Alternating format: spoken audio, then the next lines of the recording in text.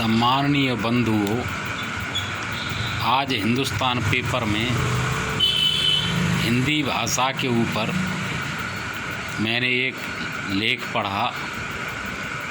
वह लेख इन महाशय एस श्रीनिवासन ने लिखा है और इस लेख का हेडिंग है, हिंदी जैसी ही मानी जाए हर भारतीय भाषा। इन्होंने यह लिखा है, इनके हेडिंग से यह स्पष्ट है कि यह चाहते हैं कि भारत में जो 22 भाषाएं जिनको संविधान में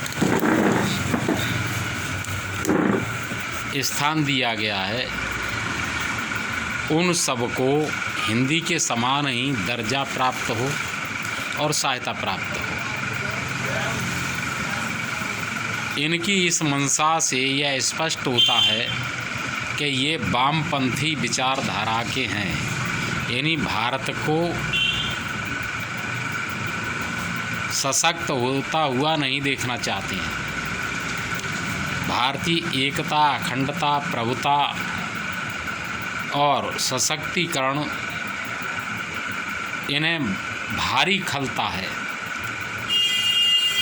ये भारत के टुकड़े होते देखना चाहते हैं, भारत में कलह देखना चाहते हैं, भारतीय सभ्यता संस्कृति को नष्ट होना देखना चाहते हैं, भारत को कमज़ोर होते हुए देखना चाहते हैं। मैं इनसे एक सवाल करता हूँ कि राष्ट्रीय सशक्तिकरण के लिए भाषा का एकीकरण आवश्यक है या नहीं है?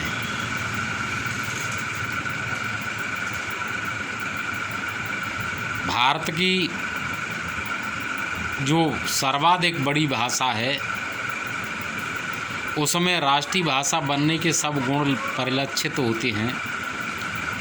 क्या ये सब 22 भाषाएं राष्ट्रीय भाषा बन जाएंगी? क्या ये खुद महाशय देश की 22 भाषाओं को सीख समझ सकते हैं? क्या इनका 22 भाषाओं पर समान अधिकार प्राप्त हो जाएगा?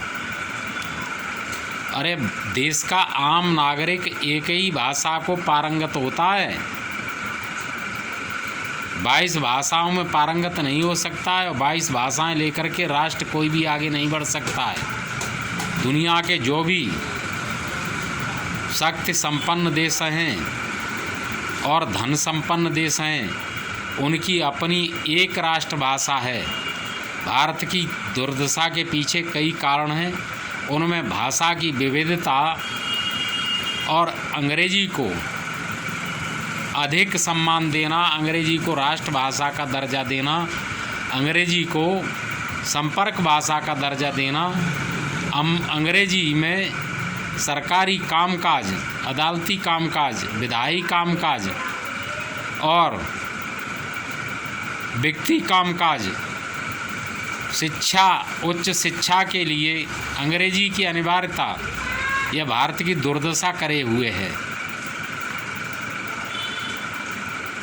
लेकिन इन लोगों की समझ में नहीं आता है कि राष्ट्र के विकास के लिए राष्ट्र की भाषा मजबूत होना बहुत आवश्यक है। वे लोग जिनको ये परोक्ष रूपों में उकसा रहे हैं हिंदी को नहीं अपनाने के लिए, वे लोग विदेशी भाषा अंग्रेजी सीख सकते हैं लेकिन हिंदी नहीं सीख सकते हैं। क्यों? कि उनके दिमाग में देश विरोधी, राष्ट्र विरोधी कीड़ा पनप रहा है।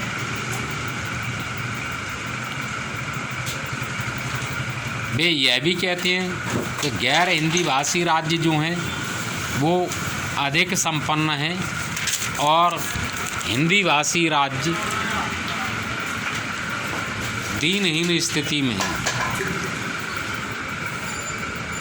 26 में जो लोकसभा की चुनावों का परिसीमन होगा उससे जनसंख्या के कारण उत्तर के राज्यों को फ़ायदा मिलेगा और दक्षिण वाले या और हिंदी भाषी राज्य हैं उनको आर्थिक नुकसान होगा और हिंदी भाषा वालों को आर्थिक लाभ होगा। सीधे शब्दों में कहा जाए तो वो देश में जहर घोलने की कोशिश कर रहे हैं। भारतीय राष्ट्र की एक परिभाषा है, एक नागरिकता है। आंदोलन जो राष्ट्रीय आंदोलन था आज़ादी का, उसकी सबसे सशक्त भाषा हिंदी थी। हिंदी कुछ लोगों की भाषा है, वे ऐसा भी कहते हैं कि जनगणना के आंकड़े हिंदी की बड़ी भाषा होने का पोल खोल देते हैं। मैं उनको यह बताना चाहता हूँ कि हिंदी भारत की सबसे बड़ी भाषा तो है ही, यह दुनिया के सबसे बड़ी भाषाओं में से एक है। हिंदी भारत में ही नहीं, अफ़गानिस्तान में, पाकिस्तान में, बांग्लादेश में, म्यांमार में, नेपाल में, तिब्बत में बोली जाती है, मॉरिशस में बोली जाती है और देश के कई देशों में दुनिया के कई देशों में बोली जाती है। 100 से ज़्यादा यूनिवर्सिटियों में पढ़ाई जाती है। तुम्हें हिंदी से इतना बैर क्यों है? क्यों दुर्भावना रखते हो हिंदी से इतनी? हिंदी का ही खाते हो,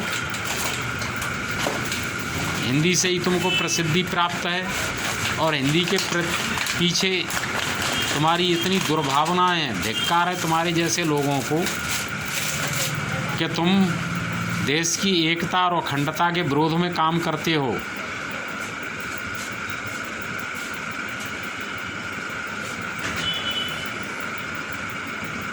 तुलसीदास की पत्नी ने एक दुआ कहा था तुलसीदास के लिए, वह तुम्हारे जैसे लेखकों पर सटीक उतरता है। अस्त चर्ममय देह मम तासों इतनी प्रीत, यदि ऐसी श्री राम सो होतिन तो भवभीत।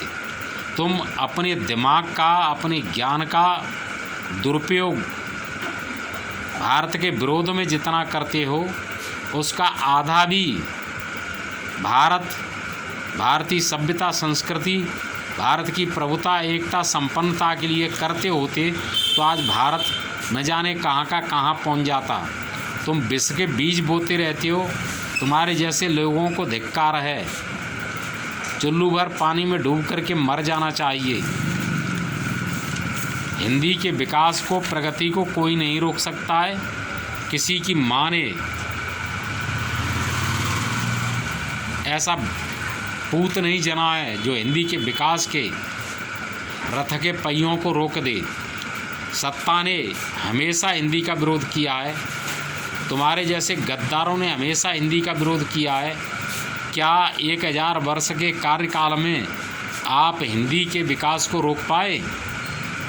हम दावे के साथ यह कहते हैं कि आने वाले समय में चाहे 100-200 वर्ष भले ही गुजर जाएं, हिंदी विश्व की प्रथम भाषा होगी। इसमें हिंदी में विश्व की प्रथम भाषा बनने के सब लक्षण मौजूद हैं। कोई इसे रोक नहीं सकता है, चाहे तुम कितने ही विष के बीज बोलो। जय हिंद, नमस्कार।